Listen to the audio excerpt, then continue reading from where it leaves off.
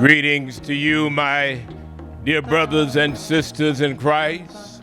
Welcome once again to the midweek tune-up in the Word time here at Wesley United Methodist Church, Austin, Texas, where I, Sylvester E.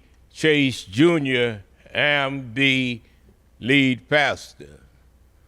Remember that this is Breast Cancer Awareness Month. October is Breast Cancer Awareness Month.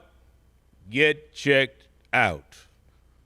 Looking at a word here now from the epistle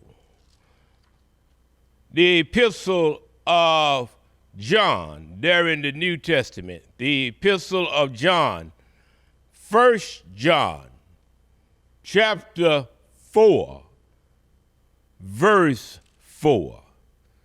The epistle of John, there in the New Testament, the epistle at the back, 1 John chapter 4, beginning with verse 4 is our reading. I will be reading from the New King James Version Bible translation. The New King James Bible translation of 1 John chapter 4, verse 4 says this: "You are of God, little children, and have overcome them, because he who is in you is greater than he who is in the world." Now, focusing on the last part of that sentence, verse 4, he who is in you is greater than he who is in the world. The word of God for us, the people of God. Thanks be to God. Amen, amen, amen. This little subject, this little theme for this day: develop an overcoming attitude. Develop an overcoming attitude. Say that to yourself. I need to develop an overcoming attitude. Disappointments in life. Most of us can identify with some disappointments in our lives. But listen up. Disappointments in our lives can cause us to see nothing but negativity in our future. Let me say that one more time. The disappointments of life can cause us to see nothing but negativity in the future. Why do you say that, Pastor? Well, look at yourself. I look at myself. We express hopelessness a lot of times. We belittle our own abilities. We refuse to take any risk. We say no to personal growth opportunities. We complain about the unfairness of life, and we say that nothing we do will make a difference in any particular circumstance. We, instead of really having hope, we are so pessimistic. We see nothing but negativity, now and in our future. Well, one Christian psychiatrist by the name of Dr. Paul Meyer says this, and I quote, "Attitudes are nothing more than habits of thought, and habits can be acquired." Let me repeat that. Attitudes are nothing more than habits of thought, and habits can be acquired. An action repeated becomes an attitude realized. Woo! Did we get that? An action repeated becomes an attitude realized. Today, I just want to help us to develop an overcoming attitude. For I have just said that with practice, you can develop an overcoming attitude. Well, let me give you 3 or 4 points and we will be finished. First of all, in developing an overcoming attitude, we need to do this. Be honest about your quest to conquer pessimism. Wow. Can I get a witness there? Be honest about your quest to conquer pessimism. See, what are you saying? I'm saying this right now. Give someone that you really respect the permission to point out when you are being negative. Give someone you respect the permission to point out when you are being what? Negative. For we want to be honest about our quest to conquer pessimism. Hello, somebody, huh?